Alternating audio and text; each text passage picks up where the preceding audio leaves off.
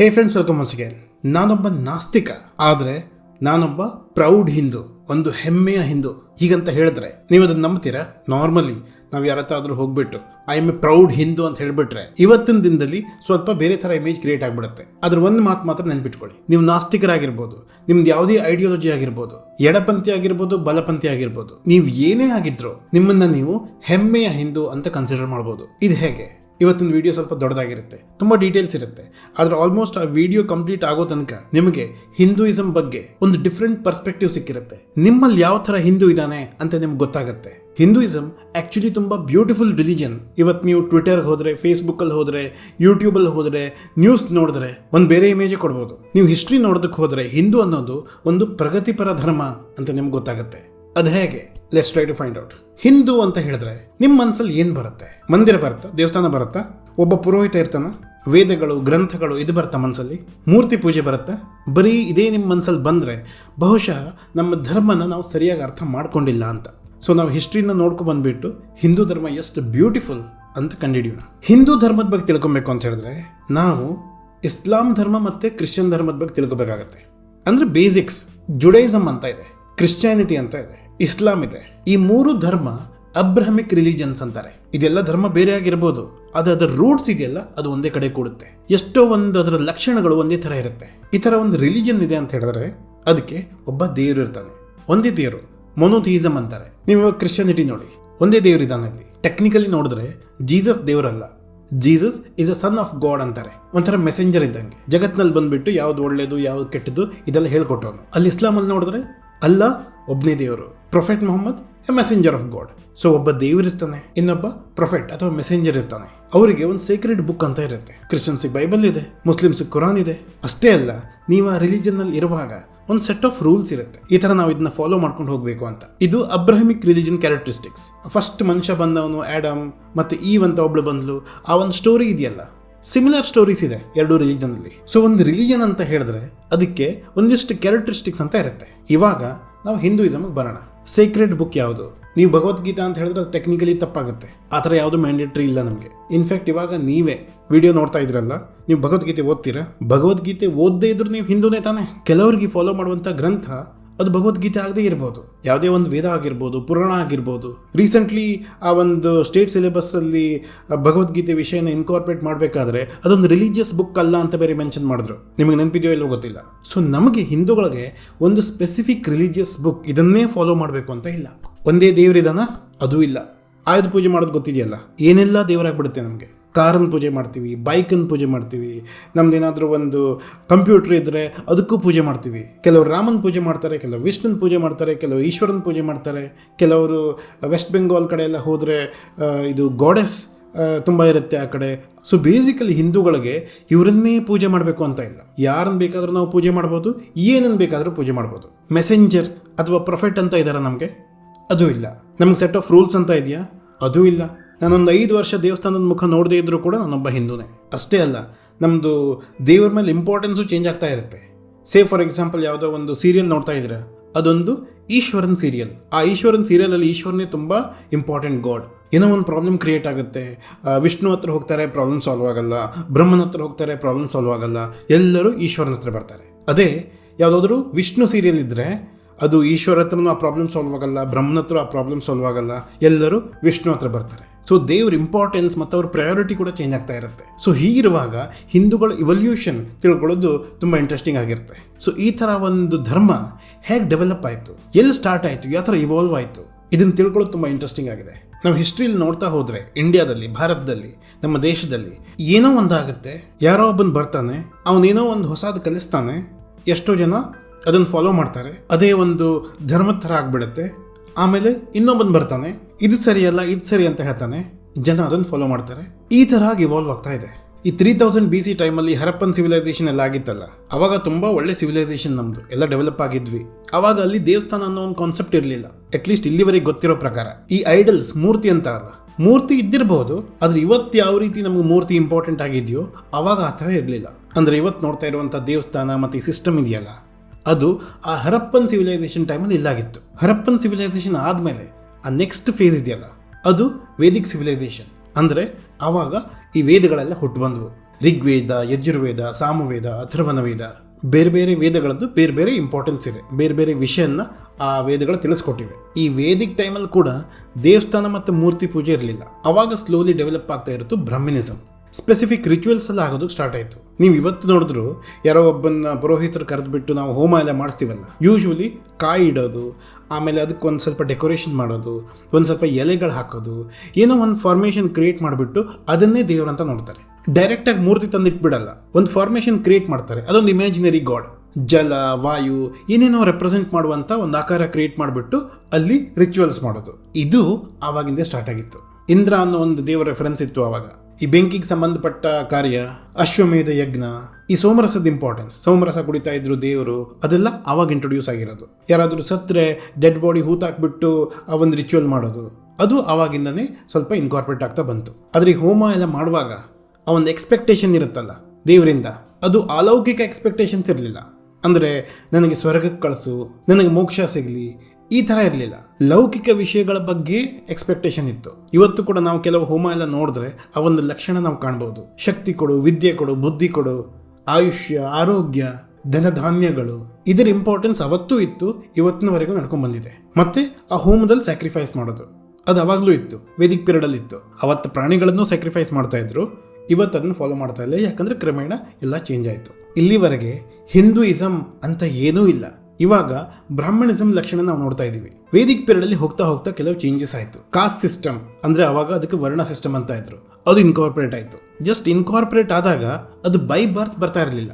ಅದರ ನಂತರ ಧರ್ಮಸೂತ್ರ ಅಂತ ಬಂತು. ಅಪಸ್ತಂಭ, ಗೌತಮ, ಬೌಧಾಯನ ಮತ್ತು ವಸಿಷ್ಠ ಇವರೆಲ್ಲ ಬ್ರಾಹ್ಮಣವಾದಿಗಳು. ಇವರೆಲ್ಲ ಸೇರಿಕೊಂಡು ಹುಟ್ಟಿನಿಂದಲೇ ಈ ವರ್ಣ ಸಿಸ್ಟಮ್ ಇನ್ಕಾರ್ಪೊರೇಟ್ ಆಗೋ ಥರ ಮಾಡಿದ್ರು. ಸ್ಲೋಲಿ ಅಲ್ಲಿರುವಂಥ ಜನರಿಗೆಲ್ಲ ಯಾವ ರೀತಿ ಬಾಳಬೇಕು, ಒಂದು ಸೆಟ್ ಆಫ್ ರೂಲ್ಸ್ ಇದೆ, ನೀವು ಇದೇ ಥರ ಬಾಳಬೇಕು ಅಂತ ದೇವರಿಗೆ ಇಷ್ಟ, ಲೈಫ್ನಲ್ಲಿ ಈ ರೂಲ್ಸ್ ನೀವು ಫಾಲೋ ಮಾಡಬೇಕಾಗತ್ತೆ.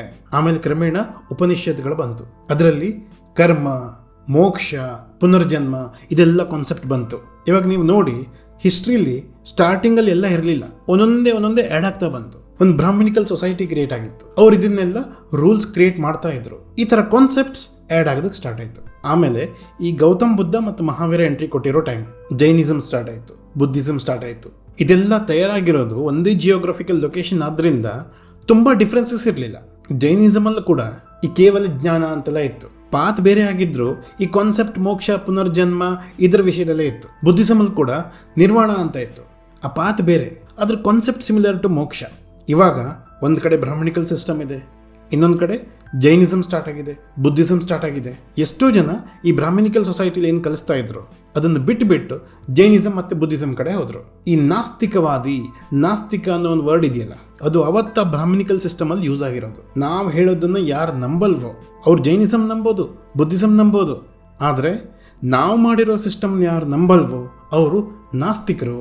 ಈ ಬುದ್ಧಿಸಮ್ ಮತ್ತು ಜೈನಿಸಮ್ ಕಡೆ ಹೋಗೋರಿಗೆ ಈ ಥರ ರೆಫರೆನ್ಸ್ ಕೊಡ್ತಾ ಇದ್ರು. ಸೈಡಲ್ಲಿ ಇನ್ನೊಂದು ಕಾನ್ಸೆಪ್ಟ್ ಬೇರೆ ಇತ್ತು, ಅವರಿಗೆ ಈ ರೂಲ್ಸ್ ಬಗ್ಗಾಗಲಿ ಅಥವಾ ಪುನರ್ಜನ್ಮ, ಮೋಕ್ಷ ಇದರಲ್ಲಿ ಯಾವುದೂ ನಂಬಿಕೆ ಇಲ್ಲ. ಅದೆಲ್ಲ ಪ್ರೂಫ್ ಇಲ್ಲದೆ ಇರುವಂಥ ವಿಷಯ ಎಲ್ಲ ಡಿಸ್ಕಸ್ ಮಾಡೋದು ಬೇಡ. ಏನಿದೆಯಪ್ಪ, ಇಲ್ಲಿ ನಾವು ಬಾಳಬೇಕು, ನಮಗೆ ಬೇಕಾಗಿರೋದು ನಾಲೆಜ್, ನಮಗೆ ಬೇಕಾಗಿರೋದು ಊಟ, ಮನೆ ಬೇಕು. ಸೊ ಇಂಥ ವಿಷಯಕ್ಕೆ ಕಾನ್ಸಂಟ್ರೇಟ್ ಮಾಡ್ಕೊಂಡಿರೋಣ, ಇದನ್ನು ಬಿಟ್ಟು ಬೇರೆ ಯಾವ ನಾಟಕನೂ ಬೇಡ ನಮಗೆ ಅಂತ ಅವ್ರದ್ದು ಒಂಥರ ಗುಂಪಿತ್ತು. ಕ್ರಮೇಣ ಈ ಬ್ರಾಹ್ಮಣಿಕಲ್ ಸಿಸ್ಟಮ್, ಈ ಜೈನಿಸಮ್, ಈ ಬುದ್ಧಿಸಮ್ ಇದೆಲ್ಲ ಒಂದಕ್ಕೊಂದು ಮಿಕ್ಸ್ ಆಗೋದಕ್ಕೆ ಸ್ಟಾರ್ಟ್ ಆಯಿತು. ಯಾಕಂತ ಹೇಳಿದ್ರೆ ತುಂಬ ಡಿಫ್ರೆಂಟ್ ಇಲ್ಲ, ಅದೆಲ್ಲ ಸಿಮಿಲರ್ ಕೂಡ ಇದೆ, ಕಾಂಪಿಟೇಷನ್ ಬೇರೆ ಆಗ್ತಾ ಇದೆ. ಬಿಂಬಿಸಾರ ಅಂತ ಒಬ್ಬ ರಾಜ ಇದ್ದ, ಅವನ ಟೈಮಲ್ಲಿ ಈ ಬ್ರಾಹ್ಮಣಿಸಮ್ ಕೂಡ ಇತ್ತು, ಜೈನಿಸಮ್ ಕೂಡ ಇತ್ತು, ಬುದ್ಧಿಸಮ್ ಕೂಡ ಇತ್ತು. ಅವನ ಲೈಫ್ನ ನಾವು ಓದಿದ್ರೆ ಜೈನ್ಸೇ ಬೇರೆ ಸ್ಟೋರಿ ಹೇಳ್ತಾರೆ, ಬುದ್ಧಿಸ್ಟೇ ಬೇರೆ ಸ್ಟೋರಿ ಹೇಳ್ತಾರೆ. ಅವನು ಜೈನಿಸಮ್ ನಂಬಿದ್ದ ಅಂತ ಜೈನ್ ಇದು ಬುಕ್ಸಲ್ಲಿ ಬರೆದಿದೆ, ಮತ್ತು ಅವನು ಬುದ್ಧಿಸಮ್ ನಂಬ್ತಾ ಇದ್ದ, ಬುದ್ಧಗೆ ಶರಣಾದ, ಅವನ ಕಿಂಗ್ಡಮ್ಮೇ ಬುದ್ಧಗೆ ಕೊಟ್ಬಿಟ್ಟ ಅಂತ ಬುದ್ಧಿಸಮಲ್ಲಿ ಬರ್ಕೊಂಡಿದೆ. ಹಾಗಂತ ಅವ್ನು ಬ್ರಾಹ್ಮಣಿಕಲ್ ಸಿಸ್ಟಮ್ಗೂ ಶೆಲ್ಟರ್ ಕೊಟ್ಟಿದ್ದ. ಇಲ್ಲಿವರೆಗೆ ನೋಡಿದ್ರೆ ಮೂರ್ತಿ ಪೂಜೆ ಇಲ್ಲ, ದೇವಸ್ಥಾನಗಳಿಲ್ಲ, ವೇದೋಪನಿಷತ್ಗಳಿವೆ, ಮತ್ತು ಪುರೋಹಿತರು ಕೂಡ ಇದ್ದಾರೆ. ಅವರು ಹೋಮ ಹವನದಲ್ಲಿ ಇನ್ವಾಲ್ವ್ ಆಗಿರ್ತಾರೆ. ಇಲ್ಲಿವರೆಗೆ ಈ ಸಿಸ್ಟಮ್ ಇದೆ. ಅಶೋಕ ಬಂದಾದ್ಮೇಲೆಲ್ಲ ಚೇಂಜ್ ಆಗಿಬಿಡುತ್ತೆ. ಅಶೋಕ ಒಬ್ಬ ಸಕ್ಸಸ್ಫುಲ್ ಕಿಂಗ್, ಸಿಕ್ಕಾಪಟ್ಟೆ ದೊಡ್ಡ ಎಂಪೈರ್ ಇತ್ತ ಒಂದು. ಈಗಿಷ್ಟು ದೊಡ್ಡ ಎಂಪೈರ್ನ ಹ್ಯಾಂಡಲ್ ಮಾಡಬೇಕು ಅಂತ ಹೇಳಿದ್ರೆ ಏನಾದರೂ ಒಂದು ಯುನಿಫೈಯಿಂಗ್ ಫ್ಯಾಕ್ಟರ್ ಇರಬೇಕು. ಇವಾಗ ಇಂಡಿಯಾದಲ್ಲಿ ಪರಿಸ್ಥಿತಿ ಏನಿದೆ, ಜೈನಿಸಮು ನಡೀತಾ ಇದೆ, ಬುದ್ಧಿಸಮು ನಡೀತಾ ಇದೆ, ಮೊದಲಿಂದೇ ಈ ಬ್ರಾಹ್ಮಣಿಕಲ್ ಸಿಸ್ಟಮ್ ಬೇರೆ ಇದೆ, ಸೌತ್ ಇಂಡಿಯಾದಲ್ಲಿ ಬೇರೆ ಏನೇನೋ ನಡ್ಕೊತಾ ಇದೆ. ಇವತ್ತಿನ ಈ ವಿಡಿಯೋದಲ್ಲಿ ಸೌತ್ ಇಂಡಿಯಾ ಅಷ್ಟೊಂದು ಹೈಲೈಟ್ ಆಗಲ್ಲ, ಆದರೆ ಸೌತ್ ಇಂಡಿಯಾದಲ್ಲೂ ಏನೇನೋ ನಡ್ಕೊತಾ ಇದೆ. ಇವಾಗ ಅಶೋಕನ ಒಲವು ಬುದ್ಧಿಸಮ್ ಮೇಲೆ ಇತ್ತು, ಆದರೆ ಯಾವುದೇ ಒಂದು ದೇಶ ಅಥವಾ ಯಾವುದೇ ಒಂದು ಕಿಂಗ್ಡಮ್ ಅಲ್ಲಿ ಬುದ್ಧಿಸಮ್ಮೇ ನೀವು ಫಾಲೋ ಮಾಡಬೇಕು ಅಂತ ಪುಷ್ ಮಾಡಿದ್ರೆ ಜನಕ್ಕೆ ಬೇಜಾರಾಗುತ್ತೆ.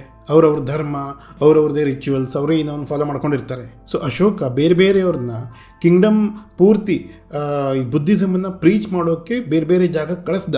ಆದರೆ ಅದರ ಬುದ್ಧಿಸಮಲ್ಲೂ ಸ್ವಲ್ಪ ಕಸ್ಟಮೈಸ್ ಮಾಡ್ದ, ಸ್ವಲ್ಪ ಚೇಂಜಸ್ ಮಾಡ್ದ. ಪ್ರೈಮರಿಲಿ ಬುದ್ಧಿಸಮ್, ಆದರೆ ಅದರಲ್ಲಿ ಬೇರೆ ಬೇರೆ ಅಂಶ ಬೇರೆ ಇಟ್ಟ ಅವನು, ಜನಕ್ಕೆ ಅದನ್ನು ಎಕ್ಸೆಪ್ಟ್ ಮಾಡೋದಕ್ಕೆ ಈಸಿ ಆಗಲಿ ಅಂದ್ಬಿಟ್ಟು. ಸೊ ಈ ಬುದ್ಧಿಸಮ್ ಇದೆಯಲ್ಲ, ಇದು ತುಂಬ ಜನಕ್ಕೆ ಸಿಕ್ಕಾಪಟ್ಟೆ ಅಟ್ರಾಕ್ಟ್ ಆಗಿಬಿಡ್ತು. ಯಾಕಂತ ಹೇಳಿದ್ರೆ ಅದರಲ್ಲಿ ಅನಿಮಲ್ ಸ್ಯಾಕ್ರಿಫೈಸ್ ಇರ್ತಾ ಇರಲಿಲ್ಲ. ಈ ಬ್ರಾಹ್ಮಿನಿಕಲ್ ಸಿಸ್ಟಮ್ ಅಲ್ಲಿ ಹೋಮ ಹವನದಲ್ಲಿ ಅನಿಮಲ್ ಸ್ಯಾಕ್ರಿಫೈಸ್ ಆಗ್ತಾ ಇತ್ತು. ಎಸ್ಪೆಷಲಿ ಫಾರ್ಮರ್ ಕಮ್ಯುನಿಟಿ ಇದೆಯಲ್ಲ, ಅವರು ಆಕಳನ್ನ ಅವ್ರ ಅಗ್ರಿಕಲ್ಚರಲ್ಲೆಲ್ಲ ಯೂಸ್ ಮಾಡ್ತಾ ಇದ್ರು. ನಮ್ಮ ದೇಶದವ್ರು ಹೇಗಂತ ಹೇಳಿದ್ರೆ, ನಾವು ಏನನ್ನಾದರೂ ಯೂಸ್ ಮಾಡಿದ್ರೆ ಅದನ್ನ ದೇವ್ರ ಥರ ಟ್ರೀಟ್ ಮಾಡ್ತೀವಿ. ಬೈಕ್ ಯೂಸ್ ಮಾಡಿದ್ರೆ ಬೈಕ್ ದೇವರು, ಕಾರ್ ಯೂಸ್ ಮಾಡಿದ್ರೆ ಕಾರ್ ದೇವರು, ಆಕಳನ್ನು ಯೂಸ್ ಮಾಡಿದ್ರೆ ಆಕಳ ದೇವರು. ಸೊ ಈ ಥರ ಅದನ್ನ ಸ್ಯಾಕ್ರಿಫೈಸ್ ಮಾಡೋದ್ರಲ್ಲಿ ಅವ್ರಿಗೆ ಇಷ್ಟ ಆಗ್ತಾ ಇರಲಿಲ್ಲ. ಬುದ್ಧಿಸಮ್ನಲ್ಲಿ ಅನಿಮಲ್ ಸ್ಯಾಕ್ರಿಫೈಸ್ ಇರ್ತಾ ಇರಲಿಲ್ಲ. ತುಂಬ ರೆಸ್ಪೆಕ್ಟ್ಫುಲಿ ಅನಿಮಲ್ಸ್ ನೋಡುವಂಥ ಒಂದು ರಿಲಿಜನ್ ಅದು. ತುಂಬ ಜನ ಬುದ್ಧಿಸಮ್ ಕನ್ವರ್ಟ್ ಆಗ್ತಾ ಹೋದರು. ಆವಾಗ ಈ ಬ್ರಾಹ್ಮಿನಿಕಲ್ ಸಿಸ್ಟಮಲ್ಲಿ ಭಯ ಸ್ಟಾರ್ಟ್ ಆಯಿತು. ಇದೇ ಥರ ಕನ್ವರ್ಟ್ ಆಗ್ತಾ ಇದ್ರೆ ನಮ್ಮ ಸಿಸ್ಟಮ್ ಉಳಿಯಲ್ಲ ಅಂತ. ಅಷ್ಟೇ ಅಲ್ಲ, ಈ ಮಂದಿರ ದೇವಸ್ಥಾನ ಬಿಲ್ಡ್ ಮಾಡುವಂಥ ಒಂದು ನೇಚರ್ ಇದೆಯಲ್ಲ, ಅದು ಬುದ್ಧಿಸಮ್ ಕಲ್ಚರ್. ಅದು ಅಶೋಕ ಬುದ್ಧಿಸಮ್ಗೋಸ್ಕರ ಎಲ್ಲ ಕಡೆ ಟೆಂಪಲ್ಸ್ ರೆಡಿ ಮಾಡೋದು ಸ್ಟಾರ್ಟ್ ಮಾಡಿದ್ಮೇಲೆ ಜನಕ್ಕೆ ಓಕೆ, ಇಲ್ಲೊಂದು ದೇವಸ್ಥಾನ ಅಂತ ಇರುತ್ತೆ, ಅದ್ರ ಒಳಗಡೆ ಇರೋನು ದೇವರು, ಅವನಲ್ಲಿ ಏನೋ ಒಂದು ಪವರ್ ಇರುತ್ತೆ, ನಾವಲ್ಲಿ ಶರಣಾಗಿ ಹೋಗ್ಬಿಡ್ಬೇಕು ಅಂತ. ಸೊ ಎಷ್ಟೊಂದು ಜನಕ್ಕೆ ಈ ಹೋಮ ಹವನದಲ್ಲಿ ಏನೋ ಒಂದು ಶಕ್ತಿ ಇದೆ ಅನ್ನೋದಕ್ಕಿಂತ ಜಾಸ್ತಿ ದೇವಸ್ಥಾನದಲ್ಲಿ ಜಾಸ್ತಿ ಶಕ್ತಿ ಇದೆ. ಆ ದೇವಸ್ಥಾನದಲ್ಲಿ ಒಳಗಡೆ ಮೂರ್ತಿ ಇರುತ್ತಲ್ಲ, ಆವಾಗ ಬುದ್ಧನ ಮೂರ್ತಿ ಇತ್ತು, ಅಲ್ಲೇ ಏನೋ ಒಂದು ಪವರ್ ಇರುತ್ತೆ ಅಂತ ಅದ್ರ ಮೇಲೆ ಅಟ್ರಾಕ್ಟ್ ಆದರು. ಇವಾಗ ಬುದ್ಧಿಸಮಿಂದ ಬ್ರಾಹ್ಮಿನಿಕಲ್ ಸಿಸ್ಟಮ್ಗೆ ಫುಲ್ ಥ್ರೆಟ್ ಆಗಿಬಿಟ್ಟಿದೆ. ಏನು ಮಾಡೋದು, ನಮ್ಮ ಜನರನ್ನು ವಾಪಸ್ ಕರ್ಕೊಂಡ್ಬರ್ಬೇಕಲ್ಲ ಅಂತ. ಅವಾಗಿಂದನೂ ಕನ್ವರ್ಷನ್ ಟೆನ್ಷನಲ್ಲೇ ಇದ್ದರು. ಸೊ ಅವ್ರೇನು ಮಾಡಿದ್ರು, ಎನಿಮಲ್ ಸ್ಯಾಕ್ರಿಫೈಸ್ ಮಾಡೋದಾಗಲಿ, ಎನಿಮಲ್ ತಿನ್ನೋದಾಗಲಿ, ಇದೆಲ್ಲ ಕ್ರಮೇಣ ನಿಂತೋಯ್ತು. ವೆಜಿಟೇರಿಯನ್ಸಾಗಿ ಕನ್ವರ್ಟ್ ಆದರು. ನಮಗೆ ನ್ಯಾಚುರಲಿ ಒಂದು ವೆಜಿಟೇರಿಯನ್ಸ್ ನೋಡಿದ್ರೆ ಅವ್ರ ಮೇಲೆ ಒಂದು ಪಾಸಿಟಿವ್ ಇಂಪ್ರೆಷನ್ ಬರುತ್ತೆ, ಎನಿಮಲ್ಗೆ ಹರ್ಟ್ ಮಾಡದೇ ಇರೋರು ಅಂತ. So that was an advantage. ಅಷ್ಟೊಂದು ಬುದ್ಧಿಸ್ಟ್ ಟೆಂಪಲ್ಸ್ ನೋಡಿಬಿಟ್ಟು ತಾವು ಟೆಂಪಲ್ಸ್ ಬಿಲ್ಡ್ ಮಾಡೋದಕ್ಕೆ ರೆಡಿ ಮಾಡಿದ್ರು.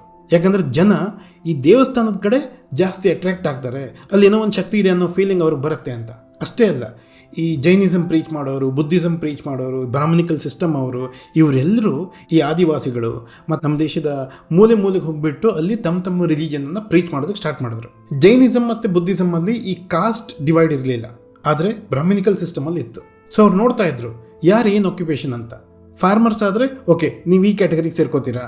ಎಷ್ಟೊಂದು ಜನಕ್ಕೆ ಶೂದ್ರಾಗಿ ಸೇರ್ಕೊಳ್ಳೋದು ಇಷ್ಟ ಇರಲಿಲ್ಲ, ಆದರೆ ಆ ಒಂದು ಗುಂಪಿನ ಲೀಡರ್ ಅಂತ ಒಬ್ಬ ಇರ್ತಾನೆ, ಅವನಿಗೆ ಒಳ್ಳೆ ಪೊಸಿಷನ್ ಕೊಟ್ಟುಬಿಟ್ಟು ಬೇರೆಯವ್ರನ್ನೆಲ್ಲ ಶೂದ್ರ ಕ್ಯಾಟಗರಿಗೆ ಸೇರಿಸ್ಬಿಟ್ರು. ಯಾಕಂದರೆ ಈ ಸಿಸ್ಟಮಲ್ಲಿ ಮ್ಯಾನ್ಯುಯಲ್ ಲೇಬರ್ಸ್ ಬೇರೆ ಬೇಕಾಗಿತ್ತು. ಈ ರೀತಿ ಈ ಬ್ರಾಹ್ಮಿನಿಕಲ್ ಸಿಸ್ಟಮ್ ದೊಡ್ಡದಾಯ್ತಾ ಹೋಯಿತು. ಆದರೂ ಕೂಡ ಜನಕ್ಕೆ ಈ ಬುದ್ಧನ ಮೇಲಿರೋ ಅಟ್ರಾಕ್ಷನ್ ಕಡಿಮೆ ಆಗ್ತಾ ಇರಲಿಲ್ಲ. ಅವನು ಹೇಳಿರುವಂಥದ್ದು, ಪ್ರೀಚ್ ಮಾಡಿರುವಂಥದ್ದು, ಅದ್ರ ಮೇಲೆ ಅಟ್ರಾಕ್ಷನ್ ಇತ್ತು. ಸೊ ಇವರು ತಲೆ ಉಪಯೋಗಿಸಿದ್ರು. ಬುದ್ಧ ಕೂಡ ವಿಷ್ಣುದೇ ಅವತಾರ ಅಂತ ಹೇಳ್ಬಿಟ್ರು. ಈಗ ಬುದ್ಧ ವಿಷ್ಣು ಅವತಾರ ಅಂತ ಹೇಳಿದ್ಮೇಲೆ ವಿಷ್ಣುನೇ ಮೇನ್ ಗಾಡ್ ಅಂತ ಆಯ್ತಾ. ಸೊ ಈ ರೀತಿ ಒಂದು ಪ್ರಯಾರಿಟಿ ಜಾಸ್ತಿ ಮಾಡ್ಕೊಂಡ್ಬಿಟ್ರು. ಕೆಲವು ಜಾಗದಲ್ಲಿ ಜನರು ಕೃಷ್ಣ ಅಂತ ನಂಬ್ತಾ ಇದ್ರು, ಕೃಷ್ಣನ ದೇವರಾಗಿ ಟ್ರೀಟ್ ಮಾಡ್ತಾ ಇದ್ರು. ಇನ್ನು ಕೆಲವು ಜಾಗದಲ್ಲಿ ನಾರಾಯಣ ಅಂತ ಒಂದು ದೇವರನ್ನು ಪೂಜಿಸ್ತಾ ಇದ್ರು.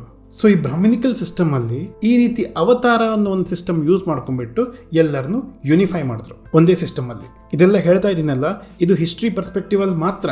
ಈ ವಿಡಿಯೋದಲ್ಲಿ ನಿಮಗೆ ಒಬ್ಬನಿಗೆ, ಒಂದು ರಾಕ್ಷಸನಿಗೆ 10 ತಲೆ ಇತ್ತು, ಯಾರೋ ಒಬ್ಬ ರಕ್ತ ಬೀಜ, ರಕ್ತ ಚೆಲ್ಲದ ಕೂಡಲೇ ರಾಕ್ಷಸ ಉದ್ಭವ ಆಗಿ ಬರ್ತಾನೆ, ಈ ಥರ ಸ್ಟೋರಿ ಈ ವಿಡಿಯೋದಲ್ಲಿ ನಿಮಗೆ ಸಿಗಲ್ಲ. ಇದು historical references and theories. Invaders ಬೇರೆ ಬರ್ತಾ ಇದ್ರು, ಬೇರೆ ಬೇರೆ ದೇಶದಿಂದ. ಅವ್ರು ರಾಜರಾಗಿರ್ಬೋದು, ಕೆಲವು ಗುಂಪಾಗಿರ್ಬೋದು, ಕೆಲವು ವಾರಿಯರ್ಸ್ ಬರ್ತಾ ಇದ್ರು. ಮೋಸ್ಟ್ ಆಫ್ ದೆಮ್ ಅವ್ರಿಗೊಂದು ಪಕ್ಕ ರಿಲಿಜನ್ ಅಂತ ಇರಲಿಲ್ಲ. ಚಿಕ್ಕ ಪುಟ್ಟ ಏನೋ ಒಂದು ಅವ್ರು ಫಾಲೋ ಮಾಡ್ತಾ ಇದ್ರು, ಅವ್ರು ಬರ್ತಾ ಇದ್ರು. ಇವ್ರೇನು ಮಾಡಿದ್ರು, ನಮ್ದು ಆಲ್ರೆಡಿ ಒಂದು ಸಿಸ್ಟಮ್ ಇದೆ ಇಲ್ಲಿ, ನೀನು ಏನು ಕೆಲಸ ಮಾಡ್ತೀಯ, ನೀನು ಮ್ಯಾನ್ಯುಯಲ್ ಲೇಬರಾ, ನೀನು ಸೋಲ್ಜರಾ, ಅದ್ರ ಮೇಲೆ ನಿಮಗೆ ಕ್ಯಾಟಗರಿ ಅಲೋಕೇಟ್ ಮಾಡಲಾಗುತ್ತೆ ಅಂದ್ಬಿಟ್ಟು ಅದ್ರ ಪ್ರಕಾರ ಅವ್ರನ್ನ ಸೇರಿಸ್ಕೊಂಡ್ಬಿಟ್ರು. ಸೊ ಹೊರಗಡೆಯಿಂದ ಬಂದವರು ಕೂಡ ಈ ಸಿಸ್ಟಮಲ್ಲಿ ಸೇರಿದ್ರು. ಅದರಲ್ಲಿ ಟ್ರಾವೆಲರ್ಸು ಇದ್ರು, ಇನ್ವೇಡರ್ಸು ಇದ್ರು, ಅಂದರೆ ಅಟ್ಯಾಕ್ ಮಾಡೋದಕ್ಕೆ ಬಂದಿದ್ರು. ಬಂದುಬಿಟ್ಟು ಇಲ್ಲಿ ಸೆಟ್ಲ್ ಆಗುವಾಗ ಅವರು ಈ ಬ್ರಾಹ್ಮಣಿಕಲ್ ಸಿಸ್ಟಮಿಗೆ ಸೇರ್ಕೊಂಡ್ಬಿಟ್ರು. ಇದೇ ಟೈಮಲ್ಲಿ ಗಣೇಶ, ಕಾರ್ತಿಕೇಯ, ದೇವಿ ಪೂಜೆ, ಪ್ರಾಣಿ ಪೂಜೆ, ಮರಗಳ ಪೂಜೆ, ಇದೆಲ್ಲ ಇನ್ಕಾರ್ಪೊರೇಟ್ ಆಗೋದಕ್ಕೆ ಸ್ಟಾರ್ಟ್ ಆಗಿಬಿಟ್ಟಿತ್ತು. ಆಮೇಲೆ ಗುಪ್ತಾ ಪೀರಿಯಡ್ ಅಂತ ಬಂತು. ಆವಾಗ ಜೈನಿಸಮ್, ಬುದ್ಧಿಸಮ್ ಆಲ್ಮೋಸ್ಟ್ ಬ್ರಾಹ್ಮಣಿಕಲ್ ಸಿಸ್ಟಮಲ್ಲಿ ಮಿಕ್ಸ್ ಆಗಿಬಿಟ್ಟಿತ್ತು. ಈ ಗುಪ್ತಾ ಪೀರಿಯಡ್ ಮುಗಿತಾ ಬಂದಂಗೆ ಕೆಲವು ಚೇಂಜಸ್ ಬಂತು. ಇಲ್ಲಿವರೆಗೆ ಈ ಎಲ್ಲ ಆಚಾರಗಳಲ್ಲಿ ಹೆಂಗಸರನ್ನ ಮತ್ತು ಶೂದ್ರನ್ನ ದೂರ ಇಟ್ಟಿದ್ರು. ಈ ಪುರಾಣಗಳೆಲ್ಲ ಬಂತು, ಅವರು ಪುರಾಣಗಳನ್ನು ಓದೋದಕ್ಕೆ ಸ್ಟಾರ್ಟ್ ಮಾಡಿದ್ರು. ಈ ಥರ ಆ್ಯಕ್ಟಿವಿಟೀಸಲ್ಲಿ ಅವರು ಕೂಡ ಇನ್ವಾಲ್ವ್ ಆಗೋದಕ್ಕೆ ಸ್ಟಾರ್ಟ್ ಮಾಡಿದ್ರು. ಇಷ್ಟೆಲ್ಲ ಚೇಂಜಸ್ ಆಗ್ತಾ ಇದೆ. ತಮ್ಮ ಬುದ್ಧಿ ಉಪಯೋಗಿಸ್ಕೊಂಡು ಆ ಧರ್ಮದವರು ತಮ್ಮ ಧರ್ಮ ಹೇಗೆ ಎಸ್ಟಾಬ್ಲಿಷ್ ಮಾಡೋದು, ತಮ್ಮ ಸಿಸ್ಟಮ್ನ ಹೇಗೆ ಮೇಂಟೈನ್ ಮಾಡ್ಕೊಳ್ಳೋದು ಅಂತ ಟ್ರೈ ಮಾಡ್ತಾನೇ ಇದ್ದಾರೆ. ಆದರೆ ತಮ್ಮ ಬುದ್ಧಿ ಉಪಯೋಗಿಸ್ಕೊಂಡೇ ಮಾಡ್ತಾ ಇದ್ದಾರೆ ಹೊರತು ವಾಯ್ಲೆನ್ಸಿಗೆ ಯಾರೂ ಇಳಿಲಿಲ್ಲ. ಅಂದರೆ ಎಲ್ಲೋ ಅಲ್ಲಿ ಇಲ್ಲಿ ವಾಯ್ಲೆನ್ಸ್ ಆಗಿರ್ಬೋದು, ಆ ಟೈಮಲ್ಲಿ ಆಗಲೇ ಇಲ್ಲ ವಾಯ್ಲೆನ್ಸ್ ಅಂತ ಅಲ್ಲ, ಅದರ ಧರ್ಮದ ವಿಷಯವಾಗಿ ಮೇಜರ್ ವಾಯ್ಲೆನ್ಸ್ ಎಲ್ಲೂ ಆಗಿಲ್ಲ. ಇವಾಗ ಇದೆಲ್ಲ ನಾರ್ತಲ್ಲಿ ನಡೀತಾ ಇರೋದು. ಸ್ಲೋಲಿ ಈ ಮೂವ್ಮೆಂಟ್ ಸೌತ್ಗೂ ಹೋಗೋದಕ್ಕೆ ಸ್ಟಾರ್ಟ್ ಆಯಿತು. ಈ ಥರ ಕಾನ್ಸೆಪ್ಟ್ಸ್ ಎಲ್ಲ ಸೌತಲ್ಲೂ ಬರೋದಕ್ಕೆ ಸ್ಟಾರ್ಟ್ ಆಯಿತು. ಸೌತಲ್ಲಿ ಮಿಕ್ಸ್ ಆದರು. ಸೌತಲ್ಲಿ ಸುಪೀರಿಯರ್ ಕಮ್ಯುನಿಟಿ ಯಾರಿದ್ರೋ ಅವ್ರಿಗೆ ನಾಲೆಜ್ ಟ್ರಾನ್ಸ್ಫರ್ ಎಲ್ಲ ಆಯಿತು. ಇದೇ ಟೈಮಲ್ಲಿ ಸೌತಲ್ಲಿ ಸಿಕ್ಕಾಪಟ್ಟೆ ಮಂದಿರ, ಟೆಂಪಲ್ಸ್ಗಳು ಬರೋದಕ್ಕೆ ಸ್ಟಾರ್ಟ್ ಆಯಿತು. ಪ್ರತಿಯೊಂದು ದೇವಸ್ಥಾನಕ್ಕೂ ಅದರದ್ದೇ ಆದ ಒಂದು ಕಥೆ ಅಸೋಸಿಯೇಟ್ ಆಯಿತು. ಒಂದು ದೇವಸ್ಥಾನಕ್ಕೆ ಒಂದು ಕಥೆ ಅಸೋಸಿಯೇಟ್ ಆಗೋದು ತುಂಬ ಇಂಪಾರ್ಟೆಂಟ್. ಯಾಕಂದರೆ ನಮ್ಮ ಜನಕ್ಕೆ ಒಂದು ಕಥೆ ಇಲ್ಲದೆ ಇದ್ದರೆ ಅವರಿಗೆ ಆ ಒಂದು ಭಕ್ತಿ ಬರಲ್ಲ. ಯೂಶ್ವಲಿ ನಾನು ನೋಡಿರೋದು, ಯಾವುದೋ ಒಂದು ದೇವಸ್ಥಾನ ಅಲ್ಲಿ ತುಂಬ ಚೆನ್ನಾಗಿರೋ ಒಂದು ಮೂರ್ತಿ ಇದೆ. ದೇವಸ್ಥಾನ ಎಷ್ಟೇ ಚೆನ್ನಾಗಿರಲಿ, ಮೂರ್ತಿ ಎಷ್ಟೇ ಚೆನ್ನಾಗಿರಲಿ, ಅದಕ್ಕೆ ಅಷ್ಟೊಂದು ಇಂಪಾರ್ಟೆನ್ಸ್ ತಾನಾಗಿ ಬರಲ್ಲ. ಆದರೆ ಮೂರ್ತಿಗೆ ಒಂದು ಸ್ಟೋರಿ ಅಸೋಸಿಯೇಟ್ ಆಗಿದ್ರೆ ಮಾತ್ರ ಅದಕ್ಕೆ ಒಂದು ಸ್ಪೆಷಲ್ ವ್ಯಾಲ್ಯೂ ಬರುತ್ತೆ. ಇಲ್ಲಿ ಇವನು ಬಂದಿದ್ನಂತೆ, ಇಲ್ಲಿ ಇವಾಗ ಹೀಗಾಯ್ತಂತೆ, ಈ ಥರ ಸ್ಟೋರೀಸ್ ಕೇಳಿದ್ರೆ ಅದೇನೋ ನಮ್ಮಲ್ಲಿ ಒಂದು ಸ್ವಲ್ಪ ಭಕ್ತಿ ಜಾಸ್ತಿ ಬರುತ್ತೆ ಅಂತ ನನಗೆ ಅನಿಸುತ್ತೆ. ಇವಾಗ ಸಿಸ್ಟಮ್ ತುಂಬ ಕಾಂಪ್ಲೆಕ್ಸ್ ಆಗಿಬಿಟ್ಟಿದೆ. ಯಾಕಂತ ಹೇಳಿದ್ರೆ ಬೇರೆ ಬೇರೆ ಥರ ಜನ ಯಾರೋ ಏನೋ ಪೂಜೆ ಮಾಡ್ತಾ ಇದ್ರು, ಅವ್ರನ್ನು ಇವಾಗ ಕನ್ಸಾಲಿಡೇಟ್ ಮಾಡಬೇಕು. ಒಬ್ಬ ಅಂತೂ ಸಂಬಂಧನೇ ಇಲ್ದಿರೋ ದೇವ್ರ ಪೂಜೆ ಮಾಡ್ತಾ ಇದ್ದಾನೆ, ಇವ್ರು ಕ್ರಿಯೇಟ್ ಮಾಡಿರುವಂಥ ಮೇನ್ ದೇವ್ರಿದ್ದಾರೆ, ಇವ್ರದ್ದು ಮತ್ತು ಆ ದೇವ್ರದ್ದು ಕನೆಕ್ಷನ್ ಕೊಡಬೇಕು, ಇಲ್ಲಾದರೆ ಅವ್ರು ಕೂಡಲ್ಲ. ಒಂದೊಂದು ಊರಿಗೆ ಹೋದರೂ ಆ ಊರಿಗೆ ನಾವು ಒಂದು ಸ್ಟೋರಿ ಅಸೋಸಿಯೇಟ್ ಮಾಡಬೇಕಾಗತ್ತೆ. ಸೇ ಫಾರ್ ಎಕ್ಸಾಂಪಲ್, ನಾನು ಯಾವುದೋ ಒಂದು ಊರಿಗೆ ಹೋದೆ ಅಂತ ಇಟ್ಕೊಳ್ಳಿ. ಆ ಊರಲ್ಲಿ ಯಾವುದೋ ಒಂದು ಜಾಗದಲ್ಲಿ ಅದರದ್ದೇ ಆದಂಥ ಕಥೆ ಇರುತ್ತೆ. ಆ ಲೋಕಲ್ಸ್ ಹತ್ರ ನಾವು ಕಥೆ ಕೇಳಿದ್ರೆ ಇಂಟ್ರೆಸ್ಟಿಂಗ್ ಕಥೆಗಳಿರುತ್ತೆ. ಇಂಥ ದೇವರು ಇಲ್ಲಿ ಬಂದಿದ್ದಂತೆ, ಅವನು ಈ ಥರ ಬಾಣ ಹೊಡೆಯುವಾಗ ಒಂದು ಬಾಣ ಬಿತ್ತಂತೆ, ಇಲ್ಲಿ ಏನೋ ಒಂದು ತುಂಬ ಇಂಟ್ರೆಸ್ಟಿಂಗ್ ಆಗಿರುತ್ತೆ. ಆವಾಗ ಅಗ್ರಿಕಲ್ಚರ್ ಫೀಲ್ಡ್ಸ್ ಎಲ್ಲ ಇರಲಿಲ್ಲ, ಆ ಬಾಣ ಇಲ್ಲಿ ಬಿತ್ತು, ಆಮೇಲೆ ಇದೆಲ್ಲ ಫುಲ್ ಗ್ರೀನ್ ಆಯಿತು, ರೈತನಿಗೆ ಹೆಲ್ಪ್ ಆಯಿತು, ಈ ಥರ ದೇವರು ವರ ಕೊಟ್ಟ, ಏನೋ ಇವಾಗ ನಾನೇ ತಯಾರು ಮಾಡಿರೋದು ಇದೇ ಥರ ಏನೋ ಒಂದು ಕಥೆ ಇರುತ್ತೆ ಪ್ರತಿಯೊಂದು ಚಿಕ್ಕ ಪುಟ್ಟ ಊರಲ್ಲೆಲ್ಲ. ಈ ರೀತಿ ಕಥೆ ಅಸೋಸಿಯೇಟ್ ಮಾಡದೇ ಇದ್ದರೆ ಯುನಿಫೈ ಮಾಡೋದಕ್ಕಾಗಲ್ಲ, ಆ ಸಿಸ್ಟಮ್ ಕೆಳಗಡೆ ಅವ್ರನ್ನ ತೊಗೊಂಬರೋದಕ್ಕಾಗಲ್ಲ. ಈ ಬ್ರಾಹ್ಮಿನಿಕಲ್ ಸಿಸ್ಟಮ್ ಒಳಗಡೆ ಜನರನ್ನ ಸೇರಿಸೋದಕ್ಕೆ one of the biggest movement ಮಾಡಿರೋದು ರಾಮಾನುಜಾಚಾರ್ಯ ಅಂತಾರೆ. ರೀಸೆಂಟ್ಲಿ ನರೇಂದ್ರ ಮೋದಿ ಅವರು ಹೋಗ್ಬಿಟ್ಟು ಅದೇನೋ ಐಡಲ್ ಓಪನ್ ಮಾಡಿ ಬಂದ್ರಲ್ಲ, ಅದೇ ಅದು. He belongs to a Tamil Brahmin community. Vedanta ಅನ್ನೋ ಒಂದು ಫಿಲಾಸಫಿ ಇಂಟ್ರೊಡ್ಯೂಸ್ ಮಾಡ್ದ ಅವನು. ಆಮೇಲೆ ನಾನ್ ಡ್ಯುಯಲಿಸ್ಟಿಕ್ ಫಿಲಾಸಫಿ ಅಂತ ಹೇಳಿದ್ರೆ, ನಾನು ಮತ್ತು ದೇವರು, ನಾನು ಮತ್ತು ಯೂನಿವರ್ಸ್, ನಾನು ಮತ್ತು ಬೇರೆಯವರು, ಇವರೆಲ್ಲ ಒಂದೇ ಎಂಟಿಟಿ. ಇದು ಈ ಒಂದು ನಾನ್ ಡ್ಯುಯಲಿಸ್ಟಿಕ್ ಫಿಲಾಸಫಿ ಈ ರಾಮಾನುಜಾಚಾರ್ಯನೇ ಇಂಟ್ರೊಡ್ಯೂಸ್ ಮಾಡಿರೋದು. ಇವಾಗ ನೀವು ನೋಡಿದ್ರೆ ಆಲ್ಮೋಸ್ಟ್ ಎಲ್ಲ ಸೆಟಪ್ ಆಗಿದೆ. ಇವತ್ತು ನಾವು ಏನು ನೋಡ್ತಾ ಇದ್ದೀವೋ ಅದೆಲ್ಲ ಇಲ್ಲಿವರೆಗೆ ರೆಡಿಯಾಗಿದೆ. ಜನರನ್ನು ತಮ್ಮ ಸಿಸ್ಟಮಿಗೆ ಸೇರಿಸ್ತಾ ಇದ್ದಾರೆ. ಆದರೆ ಈ ವರ್ಣ ಸಿಸ್ಟಮ್ ಅಥವಾ ಕಾಸ್ಟ್ ಸಿಸ್ಟಮ್ ಏನಂತಾರೋ ಅದನ್ನು ಮಾತ್ರ ಬಿಟ್ಕೊಟ್ಟಿಲ್ಲ. ಎಲ್ಲ ಸರೀಸಾಗಿ ಹೋಗ್ತಾ ಇತ್ತು. ಹೊರಗಡೆಯಿಂದ ಅಟ್ಯಾಕ್ ಮಾಡೋದಕ್ಕೆ ಜನ ಬಂದರೂ ಕೂಡ ಅವ್ರು ಬಂದುಬಿಟ್ಟು ಒಂದು ಸ್ವಲ್ಪ ದಿವಸದಲ್ಲಿ ಯಾವುದೋ ಒಂದು ಕ್ಯಾಟಗರಿಗೆ ಅಸೋಸಿಯೇಟ್ ಆಗಿಬಿಟ್ಟು ಇಲ್ಲೇ ಮಿಕ್ಸ್ ಹಾಕೊಂಡು ಇದ್ಬಿಡ್ತಾ ಇದ್ರು. ಅದಕ್ಕೆ ಮೇನ್ ಕಾರಣ ಏನಂತ ಹೇಳಿದ್ರೆ, ಈ ಬರ್ತಾ ಇದ್ರಲ್ಲ ಹೊರಗಡೆಯಿಂದ, ಅವ್ರದ್ದೇ ಆದಂಥ ಸ್ಪೆಸಿಫಿಕ್ ಸಿಸ್ಟಮ್ ಇರಲಿಲ್ಲ. ನಮ್ಮ ಇಂಡಿಯಾದಲ್ಲಿ ಅವ್ರಿಗೆ ಯಾವ ಸಿಸ್ಟಮ್ ಸಿಕ್ತೋ ಅದಕ್ಕೆ ಸೇರ್ಕೊಂಡ್ಬಿಟ್ರು. ಎಷ್ಟೋ ಒಂದು ಮನವಾದಿಗಳು ನೀವು ಹೇಳೋದು ಕೇಳಿರ್ಬೋದು, ಈ ಇಸ್ಲಾಂ ಇನ್ವೇಡರ್ಸ್ ಅಂತಾರೆ, ಕ್ರಿಶ್ಚಿಯನ್ ಇನ್ವೇಡರ್ಸ್ ಅಂತಾರೆ. ಆದರೆ ತುಂಬ ಜನ ಅಟ್ಯಾಕ್ ಮಾಡೋದಕ್ಕೆ ಬಂದಿದ್ರು, ತುಂಬ ಜನ ಟ್ರಾವೆಲ್ ಮಾಡೋದಕ್ಕೆ ಬಂದಿದ್ರು, ತುಂಬ ಜನ ಬಿಸ್ನೆಸ್ ಮಾಡೋದಕ್ಕೆ ಬಂದಿದ್ರು. ಡಿಫ್ರೆನ್ಸ್ ಏನು ಅಂತ ಹೇಳಿದ್ರೆ, ಈ ಮೊಘಲರು ಬಂದಾಗ ಅವ್ರ ಜೊತೆ ಒಂದು ಸ್ಟ್ರಾಂಗ್ ರಿಲಿಜನ್ ತೊಗೊಬಂದರು. ಅವರು ಸ್ಟ್ರಾಂಗ್ ರಿಲಿಜನ್ ಅಂತ ಹೇಳಿದ್ರೆ ಆವಾಗಲೇ ಅದು ವರ್ಲ್ಡಲ್ಲಿ ಎಸ್ಟಾಬ್ಲಿಷ್ ಆಗಿರುವಂಥ ರಿಲಿಜನ್. ಅವ್ರದ್ದು ಒಂದೇ ದೇವರು, ಒಂದೇ ಪ್ರೊಫೆಟ್, ಪಕ್ಕಾ ರೂಲ್ಸ್ ಇರ್ತಾ ಇತ್ತು. ಆ ರೂಲ್ಸ್ನ ಅವ್ರು ಬ್ರೇಕ್ ಮಾಡಲ್ಲ. ಸತ್ರು ಬೇರೆ ಯಾವ ದೇವ್ರನ್ನೂ ನಂಬಲ್ಲ. ನೀವು ಸಿಸ್ಟಮ್ ಇಟ್ಕೊಂಡು ಕೂತಿದ್ದೀರಾ, ಬಂದವರೆಲ್ಲ ಇಲ್ಲಿ ಸೇರ್ಕೊಂಡ್ಬಿಡ್ತಾರೆ ಅಂತ. ಆದರೆ ಇವಾಗ ಬಂದವರು ಅವ್ರ ಜೊತೆ ಇಷ್ಟು ದೊಡ್ಡ ಒಂದು ರಿಲಿಜನ್ ತೊಗೊಬಂದಿದ್ರು. ಅಲ್ಲ ಇನ್ನೊಂದು ಅವತಾರ, ಜೀಸಸ್ ಇನ್ನೊಂದು ಅವತಾರ ಅಂತ ಹೇಳೋದಕ್ಕೂ ಆಗಲ್ಲ. ಕ್ರಿಶ್ಚಿಯನ್ಸ್ ಆದರೂ ಸ್ವಲ್ಪ ಸಾಫ್ಟ್ ಆಗಿರ್ತಾ ಇದ್ರು. ಅವರು ಇಸ್ಲಾಂ ಕಮ್ಯುನಿಟೀಸ್ ಅನ್ ಅಗ್ರೆಸಿವ್ ಕಮ್ಯುನಿಟಿ. ರಿಲಿಜನ್ ವಿಷಯವಾಗಿ ನೀವೇನಾದರೂ ಕಾಂಟ್ರಡಿಕ್ಟ್ ಮಾಡೋದಕ್ಕೆ ಹೋದರೆ ಸಿಕ್ಕಾಪಟ್ಟೆ ಕೋಪ ಬರುತ್ತೆ, ಸಿಕ್ಕಾಪಟ್ಟೆ ಅಗ್ರೆಸಿವ್ ಆಗ್ತಾರೆ. Religion is the basis of their life style. ಯಾಕಂದರೆ ಮುಸ್ಲಿಮ್ಸ್ ಅವ್ರು ಏನು ತಿಂತಾರೆ, ಅವ್ರು ಏನು ಮಾಡ್ತಾರೆ, ಯಾವ ರೀತಿ ಪ್ರೇಯರ್ ಮಾಡ್ತಾರೆ, ಹಲಾಲ್ ಆಗಿರ್ಬೋದು, ಇನ್ನೊಂದಾಗಿರ್ಬೋದು, ಅವ್ರಿಗೆ ಹೀಗೇ ಮಾಡಬೇಕು, ಬೇರೆ ಥರ ಮಾಡೋ ಥರ ಇಲ್ಲ. ಸೊ ಏನೇ ಮಾಡಿದ್ರು ಬ್ರಾಹ್ಮಿನಿಕಲ್ ಇನ್ಫ್ಲೂಯೆನ್ಸ್ ಅವ್ರ ಮೇಲೆ ಆಗೇ ಇಲ್ಲ. ಇನ್ಫ್ಯಾಕ್ಟ್ ಅವ್ರದ್ದೇ ಇನ್ಫ್ಲೂಯೆನ್ಸ್ ಆಗೋದಕ್ಕೆ ಸ್ಟಾರ್ಟ್ ಆಯಿತು. ಹೇಗೆ ಸ್ಟಾರ್ಟ್ ಆಯಿತು? ಈ ಬ್ರಾಹ್ಮಿನಿಕಲ್ ಸಿಸ್ಟಮಲ್ಲಿ ವರ್ಣ ಸಿಸ್ಟಮ್ ಅಂತ ಇದೆ. ಈ ಶೂದ್ರಾಸ್ ಆಗಲಿ, ದಲಿತ್ಸ್ ಆಗಲಿ, ಅಂದರೆ ಇವರು ಈ ಒಂದು ಸಿಸ್ಟಮಲ್ಲಿ ಖುಷಿಲಿರಲಿಲ್ಲ ಅನ್ನೋದು ಈ ಮುಸ್ಲಿಮ್ರಿಗೆ ಗೊತ್ತಾಯಿತು. ನೀವು ನಮ್ಮ ರಿಲಿಜನ್ ಕನ್ವರ್ಟ್ ಆಗಿಬಿಡಿ, ಇಲ್ಲಿ ಭೇದ ಭಾವ ಇಲ್ಲ, ಎಲ್ಲರೂ ಒಂದೇ, ಸ್ಟ್ರಿಕ್ಟಾಗಿ ಫಾಲೋ ಮಾಡಬೇಕು ಕೆಲವೊಂದು ವಿಷಯ, ಆದರೆ ಅಟ್ಲೀಸ್ಟ್ ಭೇದ ಭಾವ ಮಾಡಿಬಿಟ್ಟು ನಿಮ್ಮನ್ನು ಗುಲಾಮರನ್ನಾಗಿ ಮಾತ್ರ ಇಟ್ಕೊಳ್ಳೋದಿಲ್ಲ ಅಂತ ಕನ್ವರ್ಟ್ ಆಗೋದಕ್ಕೆ ಸ್ಟಾರ್ಟ್ ಆದರು. ಮತ್ತೆ ಇವರು ಟೆನ್ಷನ್ ಆಯಿತು. ಇಲ್ಲಿ ಈ ಥರ ಆಗ್ತಾನೇ ಇದೆ. ಸೌತ್ ಇಂಡಿಯಾದಲ್ಲಿ ಈ ರಾಮಾನುಜಾಚಾರ್ಯ ಮಾಡಿರುವಂಥ ಕೆಲವು ಪ್ರಿನ್ಸಿಪಲ್ಸ್ ಇದೆಯಲ್ಲ, ಕೆಲವು ಫಿಲಾಸಫಿ, ಅದರಿಂದ ಕಬೀರ್ ಅಂತ ಒಂದು ಪೋಯೆಟ್ ಇದ್ದಾನೆ, ಅವನು ತುಂಬ ಇನ್ಫ್ಲುಯೆನ್ಸ್ ಆಗಿಬಿಟ್ಟಿದ್ದ. ಅಂದರೆ ನಾರ್ತ್ ಇಂಡಿಯಾದಿಂದ ಇನ್ಫ್ಲುಯೆನ್ಸ್ ಸೌತ್ ಇಂಡಿಯಾಗೆ ಬಂತು, ಸೌತ್ ಇಂಡಿಯಾದಲ್ಲಿ ವಾಪಸ್ ಇನ್ಫ್ಲುಯೆನ್ಸ್ ನಾರ್ತ್ ಇಂಡಿಯಾಗೆ ಹೋಯಿತು. ಕಬೀರ್ ಅಂತ ಪೋಯೆಟ್, ಕಬೀರ್ ಕಿ ದೋಹೆ ಅಂತ ಬರುತ್ತೆ. ಈ ಕವಿಗಳಿರ್ತಾರಲ್ಲ ಅವರು ಮತ್ತು ಕಾಮಿಡಿ ಮಾಡೋರು ಮತ್ತು ಕಾರ್ಟೂನ್ ಬರೆಯೋರು, ಪೇಂಟಿಂಗ್ ಮಾಡೋರು, ಇವರೆಲ್ಲ ತಮ್ಮ ಆರ್ಟನ್ನು ಆ ಟೈಮಲ್ಲಿ ಇವತ್ತಿಗೂ ಕೂಡ ಸಿಸ್ಟಮನ್ನು ಚೇಂಜ್ ಮಾಡೋದಕ್ಕೆ ಯೂಸ್ ಮಾಡ್ತಾರೆ. ಯಾವುದೋ ಒಂದು ಸಿಸ್ಟಮಲ್ಲಿ ಅನ್ಯಾಯ ಆಗ್ತಾ ಇದ್ರೆ, ಅತ್ಯಾಚಾರ ಆಗ್ತಾ ಇದ್ರೆ ಅವರು ಜನರ ಮನಸ್ಸಿಗೆ ಚುಚ್ಚೋ ಥರ ಅದನ್ನು ಪ್ರೆಸೆಂಟ್ ಮಾಡ್ತಾ ಇದ್ರು. ಕಬೀರ್ ಕೂಡ ಅದೇ ಥರ ಮಾಡ್ತಾ ಇದ್ದ. ಕಬೀರ್ ಹಿಂದೂ ಫ್ಯಾಮಿಲಿಲಿ ಹುಟ್ಟಿದ್ನೋ ಮುಸ್ಲಿಂ ಫ್ಯಾಮಿಲಿಗೆ ಹುಟ್ಟಿದ್ನೋ ಗೊತ್ತಿಲ್ಲ ಜನರಿಗೆ, ಆದ್ರೆ ಮ್ಯಾಕ್ಸಿಮಮ್ ಪ್ರೂಫ್ ಸಿಕ್ಕಿರೋದು ಮುಸ್ಲಿಂ ಫ್ಯಾಮಿಲಿಲಿ ಹುಟ್ಟಿರೋದು ಅಂತ. ಆದ್ರೆ ಅವನು ಎಷ್ಟೊಂದು ಹಿಂದೂ ಮತ್ತು ಮುಸ್ಲಿಂ ಸಿಸ್ಟಮ್ ಎರಡನ್ನೂ ಕ್ರಿಟಿಸೈಸ್ ಮಾಡ್ದ. ಮುಸ್ಲಿಮ್ರಿಗೆ ತುಂಬ ಕೋಪ ಬರ್ತಾ ಇತ್ತು. ಈ ಟೆಂಪಲ್ಸ್ ಮತ್ತು ಮಾಸ್ಕ್ ಎರಡರ ಮೇಲೂ ಕ್ರಿಟಿಸೈಸ್ ಮಾಡ್ದ, ಐಡಲ್ ವರ್ಷಿಪ್ ಮೇಲೆ ಕ್ರಿಟಿಸೈಸ್ ಮಾಡ್ದ, ತೀರ್ಥಯಾತ್ರೆಗೆಲ್ಲ ಹೋಗ್ತಾನಲ್ಲ ಅದಕ್ಕೂ he made fun of it. ಈ ವರ್ಣ ವ್ಯವಸ್ಥೆಯಲ್ಲಿ ಸುಪೀರಿಯರ್ ಕಮ್ಯುನಿಟಿಲಿ ಇರ್ತಾರಲ್ಲ ಅವ್ರಿಗೂ ಚುಚ್ಚು ಥರ ಬರ್ದ. ಬರೀ ವಿದ್ಯೆ ಮಾತ್ರ ಇದ್ರೆ ಸಾಲದು, ಪ್ರೀತಿ ಕೂಡ ಇರಬೇಕು ಮನುಷ್ಯನ ಮನಸ್ಸಲ್ಲಿ ಅಂತ ಈ ಥರ ಎಲ್ಲ ಕವನ ಬರ್ದು ಚುಚ್ತಾ ಇದ್ದ. ಅದು ನಾನು ಹೇಳಿರೋ ಥರ ನಮ್ಮ ದೇಶದಲ್ಲಿ ಒಂದು ವಿಷಯ ಮಾತ್ರ ಪಾಸಿಟಿವ್ ಆಗಿದೆ, ಬುದ್ಧಿ ಉಪಯೋಗಿಸ್ಕೊಂಡ್ಬಿಟ್ಟು ಬೇರೆ ಥರ ಅಟ್ಯಾಕ್ ಮಾಡ್ಬೋದು, ವೈಲೆನ್ಸ್ ಮಾಡಲ್ಲ. ಇವನು ಈ ಥರ ನಮ್ಮ ವಿರುದ್ಧ ಹೇಳ್ತಾ ಇದ್ದಾನೆ, ಇವನು ಸಾಯಿಸ್ಬಿಡಿ ಈ ಥರ ಮಾಡಲ್ಲ. ಯಾಕಂತ ಹೇಳಿದ್ರೆ ನಮ್ಮ ದೇಶದಲ್ಲಿ ಯಾವಾಗ ಒಬ್ಬನಿಗೆ ಅವನ್ನ ಬಾಯಿ ಮುಚ್ಚೋದಕ್ಕೆ ಪ್ರಯತ್ನ ಪಟ್ಟಿದ್ದಾರೆ, ಒಬ್ಬನ ಸಪ್ರೆಸ್ ಮಾಡೋದಕ್ಕೆ ಪ್ರಯತ್ನ ಪಟ್ಟಿದ್ದಾರೆ, ಜನ ಅವನನ್ನು ಎತ್ತು ಬಿಟ್ಟಿದ್ದಾರೆ. ನೀವೇ ಯೋಚನೆ ಮಾಡಿ, ರೀಸೆಂಟ್ಲಿ ಆಗಿರುವಂಥ ವಿಷಯ. ಗವರ್ಮೆಂಟ್ ಏನಾದರೂ ಯಾರಾದರೂ ಒಬ್ಬನ್ನ ಅವನೇನಾದ್ರು ತಪ್ಪು ಮಾಡದೇ ಇದ್ದರೂ ಅವನನ್ನು ಜೈಲಿಗೆ ಹಾಕಿಬಿಟ್ರೆ ಎಲ್ಲರಿಗೂ ಹೀರೋ ಆಗದೆ ಇರ್ಬೋದು, ಆದರೆ ಅವನದೇ ಒಂದು ಫಾಲೋವಿಂಗ್ ಸ್ಟಾರ್ಟ್ ಆಗಿಬಿಡುತ್ತೆ. ಅಂದರೆ ಜನಕ್ಕೆ ಒಂದು ವಾಯ್ಸ್ ಬೇಕಾಗಿರುತ್ತೆ. ಯಾರೋ ಒಬ್ಬನು ಈ ಥರ ನಮ್ಮ ಧ್ವನಿಯಾಗಿದ್ದಾನೆ ಅಂದ್ಕೂಡಲೇ ಜನ ಅವನಿಂದ ಹೋಗ್ಬಿಡ್ತಾರೆ, ಅಟ್ಲೀಸ್ಟ್ ಕೆಲವರು. ಇದು ನಮ್ಮ ದೇಶದಲ್ಲಿ ಪದೇ ಪದೇ ಆಗ್ತಾನೆ ಇರುತ್ತೆ. ಇವತ್ತು ಆಗ್ತಾ ಇದೆ, ಮುಂದೂ ಆಗ್ತಾ ಇರುತ್ತೆ, ಯಾವತ್ತೂ ಆಗ್ತಾ ಇರುತ್ತೆ. ಬುಲ್ಲೆ ಶಾ ಅಂತ ಒಬ್ಬ ಮುಸ್ಲಿಂ ಪೋಯೆಟ್ ಬಂದ. ಅವನು ಇವಾಗ ಅವನ ಜಾಗ ಪಾಕಿಸ್ತಾನ ಆಗಿರ್ಬೋದು, ಆದರೆ ಅವಾಗೆಲ್ಲ ಒಂದಾಗಿತ್ತು ತಾನೆ. ಅವನು ಈ ಜಾಗದಲ್ಲಿ ಹುಟ್ಟಿರೋದು. ಮಂದಿರ್ ತೋಡೋ, ಮಸ್ಜಿದ್ ತೋಡೋ, ದಿಲ್ ಕೊನ ತೋಡೋ ಅಂತ. ನೀವು ಬೇಕಾದ್ರೆ ದೇವಸ್ಥಾನ ಹರ್ಟ್ ಮಾಡಿ, ಬೇಕಾದ್ರೆ ಮಸ್ಜಿದ್ ಹರ್ಟ್ ಮಾಡಿ, ಮನುಷ್ಯನ ಹೃದಯನ ಮಾತ್ರ ಹರ್ಟ್ ಮಾಡಬೇಡಿ ಅಂತ ಅವನು ಅವನ ಶಬ್ದನ ಯೂಸ್ ಮಾಡ್ಕೊಂಡ್ಬಿಟ್ಟು ಸೊಸೈಟಿ ಚೇಂಜ್ ಮಾಡೋದಕ್ಕೆ ಪ್ರಯತ್ನ ಪಟ್ಟ. ಇವಾಗ ಬ್ರಾಹ್ಮಣಿಕಲ್ ಸಿಸ್ಟಮ್ ಇದೆ, ಸ್ವಲ್ಪ ಜೈನಿಸಮ್ಮು ಇದೆ, ಸ್ವಲ್ಪ ಬುದ್ಧಿಸಮ್ಮು ಇದೆ, ಇನ್ನೊಂದು ಕಡೆ ಇಸ್ಲಾಂ ಬಂದು ಕುತ್ಕೊಂಡ್ಬಿಟ್ಟಿದೆ. ಇಂಡಿಯಾದಲ್ಲಿ ಇದೆಲ್ಲ ಸೇರ್ಕೊಂಡಿದೆ.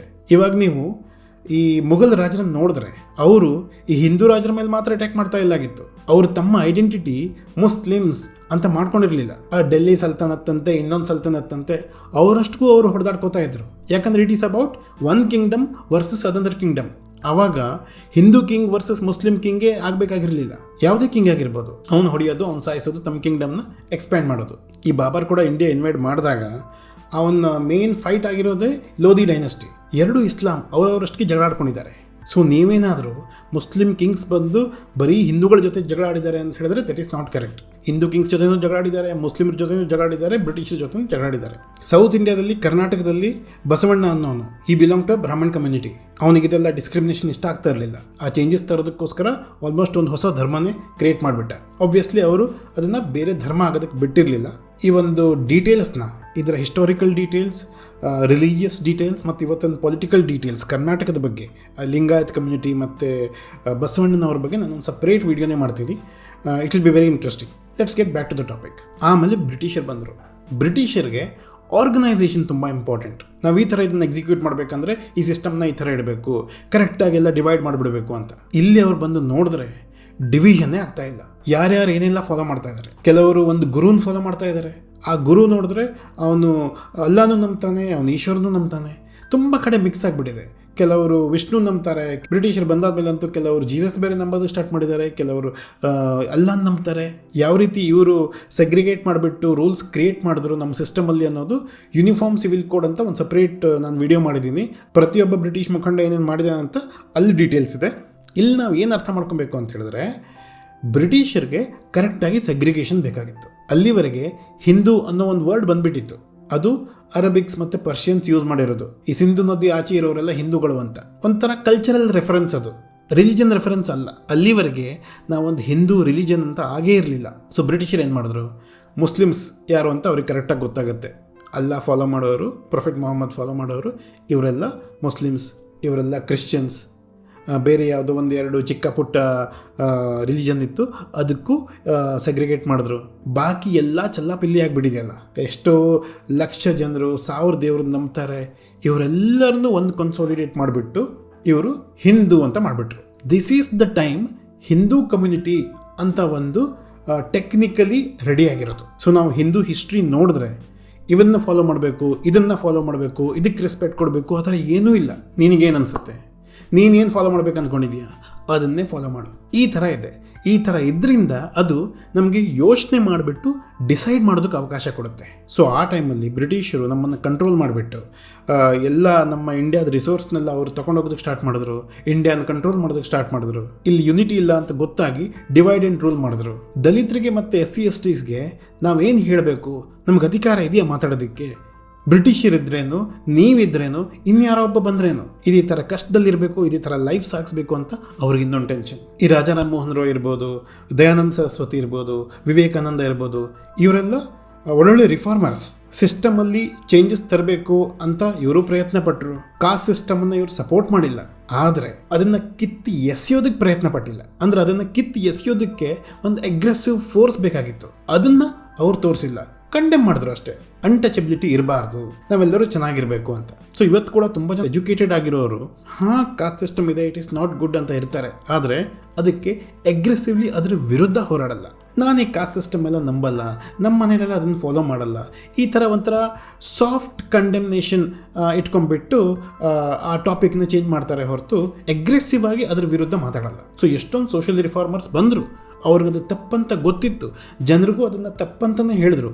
ಆದರೆ ಆ ಅಗ್ರೆಷನ್ ಅವ್ರು ತೋರಿಸಿಲ್ಲ. ಸೊ ಇದೇ ಸಿಸ್ಟಮಲ್ಲಿ ನಂತರ ಬಂದಿರೋದು ಅಂಬೇಡ್ಕರ್. ನಾನೊಬ್ಬ ಹಿಂದೂ ಆಗಿ ಬದುಕಿರ್ಬೋದು, ಆದರೆ ಹಿಂದೂ ಆಗಿ ಮಾತ್ರ ಸಾಯಲ್ಲ ಅಂತ ಹೇಳಿದ್ದಾರೆ. ಅಂದರೆ ಆ ಫ್ರಸ್ಟ್ರೇಷನ್ ಎಷ್ಟಾಗಿರ್ಬೋದು ಅಂತ ನೀವು ಯೋಚನೆ ಮಾಡಿ. ಈ 1920s 1930s ಟೈಮಲ್ಲಿ ಈ ಸಾವರ್ಕರ್ ಅಂತ ಒಬ್ಬ ಇದ್ದ, ಈ ಬಲಪಂಥಿಯವರಂತೂ ಅವನನ್ನು ತುಂಬ ಪೂಜಿಸ್ತಾರೆ. ಯಾರಾದರೂ ಈ ಸಾವರ್ಕರ್ನ ರೆಫರ್ ಮಾಡಿಬಿಟ್ಟು ಅವನು ಸಾರಿ ಕೇಳೋನು ಅಂತ ಹೇಳಿದ್ರೆ ಅಷ್ಟೊಂದು ನಾವು ಕೇವಲವಾಗಿ ಮಾತಾಡಬಾರ್ದು. Because he is also A freedom fighter. ಅವನ ಐಡಿಯಾಲಜಿ ಮತ್ತು ನನ್ನ ಐಡಿಯಾಲಜಿ ಸೇಮ್ ಆಗದೆ ಇದ್ದಿರಬಹುದು, ಆದರೆ ನಮ್ಮ ದೇಶದ ಫ್ರೀಡಮ್ ಸ್ಟ್ರಗಲಲ್ಲಿ ಅವನು ಪಾರ್ಟಿಸಿಪೇಟ್ ಮಾಡಿದ್ದಾನೆ. ಇದನ್ನು ನಾವು ನಿರಾಕರಿಸೋದಕ್ಕಾಗೋದಿಲ್ಲ. ಸುಮ್ಮನೆ ಯಾರು ಜೈಲಿಗೆ ಹೋಗಿರಲ್ಲ. ಗಾಂಧೀಜಿ ಆಗಿರ್ಬೋದು, ನೆಹರು ಆಗಿರ್ಬೋದು, ಸಾವರ್ಕರ್ ಆಗಿರ್ಬೋದು, ಪಟೇಲರಾಗಿರ್ಬೋದು, ಇನ್ಯಾರೇ ಆಗಿರ್ಬೋದು, ಕಂಪ್ಲೀಟ್ಲಿ ಐಡಿಯಾಲಜಿಕಲ್ ಡಿಫ್ರೆನ್ಸಸ್ ಇರ್ಬೋದು, ಆದರೆ ಎಲ್ಲರೂ ಈ ದೇಶದ ಸ್ವಾತಂತ್ರ್ಯಕ್ಕೆ ನಮಗೋಸ್ಕರ ಹೋರಾಡಿದ್ದಾರೆ. ಆ ಗುಂಪಲ್ಲಿ ಸಾವರ್ಕರು ಇದ್ದಾನೆ. ಆ ಟೈಮಲ್ಲಿ ತುಂಬ ಜನ ಯಾವ ರೀತಿ ಎಂಟೈರ್ ಇಂಡಿಯಾನ ಒಂದುಗೂಡಿಸೋದು ಅಂತ ಯೋಚನೆ ಮಾಡ್ತಾ ಇದ್ರು.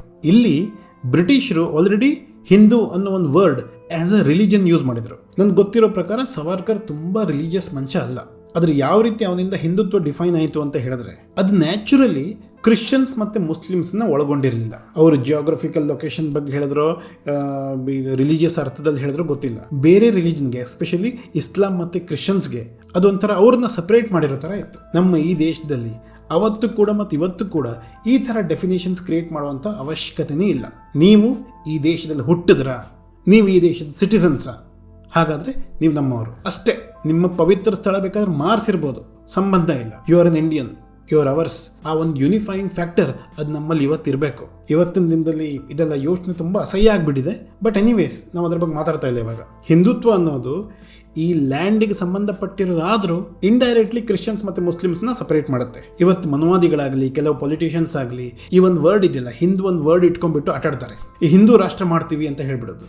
ಅವರು ರಿಲಿಜನ್ಗೆ ರೆಫರ್ ಮಾಡ್ತಾ ಇರ್ತಾರೆ, ಧರ್ಮಕ್ಕೆ ರೆಫರ್ ಮಾಡ್ತಾ ಇರ್ತಾರೆ. ಆದರೆ ಆರ್ಗ್ಯುಮೆಂಟ್ ಬಂದ ಕೂಡಲೇ ನಾವು ಆ್ಯಕ್ಚುಲಿ ಧರ್ಮದ ಬಗ್ಗೆ ಮಾತಾಡ್ತಾ ಇಲ್ಲ.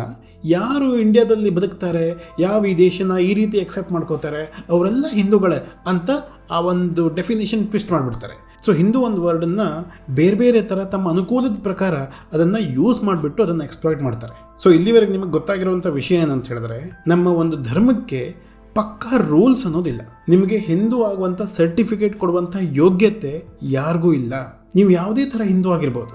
ಮನುವಾದಿಗಳ ಗುಲಾಮರಾದರೂ ಕೂಡ ನೀವು ಹಿಂದೂನೇ. ಮನುವಾದಿಗಳಿಗೆ ಕ್ವಶನ್ ಮಾಡಿದ್ರು ಕೂಡ ನೀವು ಹಿಂದೂನೇ. ಮೂರ್ತಿ ಪೂಜೆಯನ್ನು ನೀವು ಅಕ್ಸೆಪ್ಟ್ ಮಾಡದೇ ಇದ್ರೂ ಕೂಡ ನೀವು ಹಿಂದೂನೇ. ಯಾಕಂದರೆ ಎಷ್ಟೊಂದು ಜನರು ಆ ಟೈಮಲ್ಲಿ ಶಿವ ಅನ್ನೋನೇ ದೇವರು, ಅವನಿಗೊಂದು ಆಕಾರ ಇಲ್ಲ, ಈ ಥರ ಆಕಾರ ಇಲ್ಲದೆ ಇರುವಂಥ ಶಿವನನ್ನು ದಿನ ಪೂಜಿಸ್ತಾ ಇದ್ರು. ನಮ್ಮದೇ ಧರ್ಮದಲ್ಲಿ ನನಗೆ ಈ ಸಿಸ್ಟಮ್ ಇಷ್ಟ ಆಗಲ್ಲ, ನನಗೆ ಈ ರಿಚುವಲ್ ಇಷ್ಟ ಆಗಲ್ಲ, ಈ ಥರ ಹೇಳ್ಕೊಂಡು ನಾವು ಇರ್ಬೋದು. ಯಾಕೆ? This is the nature of our religion. ಯೋಚನೆ ಮಾಡೋದು, ಡಿಸೈಡ್ ಮಾಡೋದು, ಇಷ್ಟ ಆಗದೆ ಇರುವಂಥದ್ದನ್ನು ರಿಜೆಕ್ಟ್ ಮಾಡೋದು, ಇದೇ ನಮ್ಮ ಧರ್ಮದ ಸ್ವಭಾವ. ಐಡಿಯಾಸ್ ಡಿಸ್ಕಸ್ ಮಾಡುವಂಥ ಫ್ರೀಡಮ್ ಕೊಡುತ್ತೆ ನಿಮಗೆ. ಇವನೇ ದೇವರು ಅಂತ ನೀವು ಸ್ಟಿಕ್ ಆಗಿರ್ಬೇಕಂತ ಇಲ್ಲ. ನನಗೆ ದೇವರೇ ಇಲ್ಲ ಅಂತ ಹೇಳಿಬಿಟ್ರು ಇವರ ಹಿಂದೂ. ಇಂದ್ರ ಅನ್ನೋ ಒಂದು ದೇವರು ಈ ಥರ ಕೆಲಸ ಮಾಡಿದ್ದಾನೆ, ಅವನನ್ನು ನಾನು ದೇವ್ರು ಅಂತ ಒಪ್ಪಲ್ಲ. ನಾನು ಹೇಳ್ಕೊಂಡು ಆರಾಮಾಗಿ ಹಿಂದೂ ಆಗಿರ್ಬೋದು. ಈ ಥರ ಹೋಮ ಹವನದಲ್ಲಿ ನನಗೆ ಅದರಲ್ಲಿ ಇಂಟ್ರೆಸ್ಟ್ ಇಲ್ಲ, ಅದರಲ್ಲಿ ನನ್ನ ನಂಬಿಕೆ ಇಲ್ಲ, ಅದನ್ನು ಬಿಟ್ಬಿಟ್ಟು ನಾನು ಹಿಂದೂ ಆಗಿರಬಹುದು. ಒಂದು ಬೆಸ್ಟ್ ಎಕ್ಸಾಂಪಲ್ ಅಂದರೆ ಇತ್ತೀಚೆಗೆ ಈ ಹಲಾಲ್ ಕಾಂಟ್ರವರ್ಸಿ ನಡೀತಾ ಇದೆಯಲ್ಲ, ನಾವು ಮುಸ್ಲಿಮರನ್ನ ನೋಡಿದ್ರೆ ಅವ್ರು ಹಲಾಲ್ ಬಿಟ್ಟು ಬೇರೆ ಮಾಂಸ ತಿನ್ನಲ್ಲ. ಏನೋ ಒಂದು ಎಕ್ಸೆಪ್ಷನ್ ನನ್ನಂಥ ನಾಸ್ತಿಕರು ಇರ್ಬೋದು, ಆದರೆ ಮೋಸ್ಟ್ಲಿ ಅವ್ರು ತಿನ್ನಲ್ಲ ಅಷ್ಟೇ. ಅದೇ ಅವ್ರದ್ದು ಸ್ಪೆಷಾಲಿಟಿ. ಆ ಥರ ಬರ್ಕೊಂಡಿದೆ, ಅವ್ರು ಫಾಲೋ ಮಾಡ್ತಾರೆ. ಅದೇ ಕಾಂಟ್ರವರ್ಸಿ ಆದಮೇಲೆ ಕೂಡ ನಮ್ಮ ಹಿಂದೂ ಫ್ರೆಂಡ್ಸ್ ಹೇಗಿರ್ತಾರೆ, ಒಬ್ಬ ಪಕ್ಕ BJP ಸಪೋರ್ಟರ್ ಹತ್ರ ಕೇಳಿದೆ ಹಲಾಲ್ ಬಗ್ಗೆ ನಿನ್ನ ಏನು ವ್ಯೂ ಇದೆ ಅಂತ. ನಾನಂತೂ ಹಲಾಲೇ ತಿನ್ನೋದು, ನನಗೆ ಹಲಾಲ್ ಮಾಂಸ ತುಂಬ ಟೇಸ್ಟಿ ಅನಿಸುತ್ತೆ ಅಂದ. ಇನ್ನೊಬ್ಬ ನನ್ನ ಫ್ರೆಂಡ್ ಇದ್ದಾನೆ, ಅವ್ರು ಹಲಾಲ್ ತಿಂತಾರೆ, ನಾನು ಜಟ್ಕಾನೇ ತಿನ್ನೋದು, ಹಲಾಲ್ ನಾನು ತಿನ್ನೋದೇ ಇಲ್ಲ, ನಾನು ಡಿಸೈಡ್ ಮಾಡಿಬಿಟ್ಟಿದ್ದೀನಿ ಅಂತ. ನಾನು ಮೊಬೈಲಲ್ಲಿ ಆರ್ಡರ್ ಮಾಡೋನು, ಅದು ಹಲಾಲೋ ಜಟ್ಕಾನೋ ನನಗೆ ಸಂಬಂಧ ಇಲ್ಲ. ಹೊರಗಡೆ ಏನಾದರೂ ಹೋಗಿ ಮಾಂಸ ತರಬೇಕಂತ ಹೇಳಿದ್ರೆ ಹತ್ತಿರ ಯಾವ ಶಾಪ್ ಇದೆಯೋ ಅದನ್ನು ತಗೋತೀನಿ.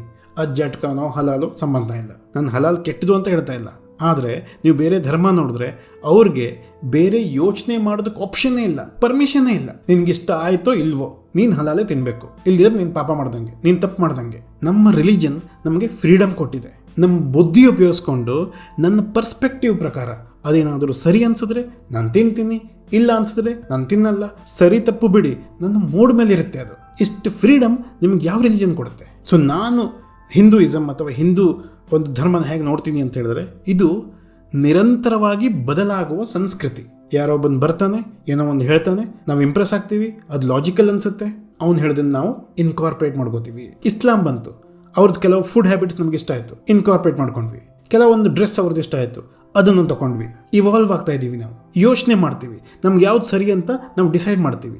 ಇನ್ನೊಬ್ಬನಿಗೆ ಸರಿ ಅನ್ಸದ್ದು ನನಗೆ ಸರಿ ಅನ್ಸ್ಬೇಕಂತ ಇಲ್ಲ. ನನ್ನ ಪ್ರಕಾರ ನಾನು ಡಿಸಿಷನ್ ತೊಗೋತೀನಿ, ಅವನ ಪ್ರಕಾರ ಅವ್ನು ಡಿಸಿಷನ್ ತೊಗೋತಾನೆ. ಬೇರೆ ಯಾವ ಧರ್ಮದಲ್ಲಿ ಇಷ್ಟೊಂದು ಫ್ರೀಡಮ್, ಇಷ್ಟೊಂದು ಸ್ವಾತಂತ್ರ್ಯ ಇದೆ ಅಂತ ನೀವು ಹೇಳ್ಬಿಡಿ. ಈ ವೇದ ಗ್ರಂಥಗಳಲ್ಲಿ ನನ್ನ ಲೈಫಲ್ಲಿ ಅದ್ರ ಬಗ್ಗೆ ಇಂಟ್ರೆಸ್ಟು ನಾನು ತೋರಿಸಲ್ಲ. ನನ್ನ ಇಂಟ್ರೆಸ್ಟೇ ಬೇರೆ ಕಡೆ ಇರ್ಬೋದು, ಅದನ್ನು ಓದ್ಕೊಂಡು ನಾನು ಖುಷಿಯಾಗಿರ್ತೀನಿ. ನಮ್ಮ ಹಿಂದೂಗಳಲ್ಲಿ ಯಾವುದಾದ್ರೂ ಒಂದು ಕಮ್ಯುನಿಟಿ ಇಷ್ಟೊಂದು ಫ್ರೀಡಮ್ ಇರುವಂಥ ನಮ್ಮ ಧರ್ಮ ಬಿಟ್ಟು ಬೇರೆ ಒಂದು ರಿಲಿಜನ್ಗೆ ಕನ್ವರ್ಟ್ ಆಗ್ತಾ ಇದೆ ಅಂತ ಹೇಳಿದ್ರೆ ಅವ್ರು ಎಷ್ಟು ಒದ್ದಾಡ್ತಾ ಇರಬೇಕು ಅಂತ ನೋಡಿ. ನಾನು ಇಸ್ಲಾಮಿಗೆ ಹೋದೆ ಅಂತ ಹೇಳಿದ್ರೆ ನಾನು ಅಲ್ಲಾಹ್ ನಂಬಲೇಬೇಕು, ನನ್ನ ಪ್ರೊಫೆಟ್ ಮೊಹಮ್ಮದ್ ನಂಬಲೇಬೇಕು, ಕೆಲವು ರೂಲ್ಸನ್ನು ನಾನು ಫಾಲೋ ಮಾಡಲೇಬೇಕು. ಕ್ರಿಶ್ಚಿಯಾನಿಟಿಗೆ ಹೋದರೆ ಅಲ್ಲೂ ಕೆಲವು ವಿಷಯಗಳನ್ನು ನಾನು ಫಾಲೋ ಮಾಡಬೇಕಾಗತ್ತೆ. ಆ್ಯಸ್ ಅನ್ ಇಂಡಿವಿಜುವಲ್ ನಾನೊಬ್ಬ ಲಿಬರಲ್ ಇಂಡಿವಿಜುವಲ್.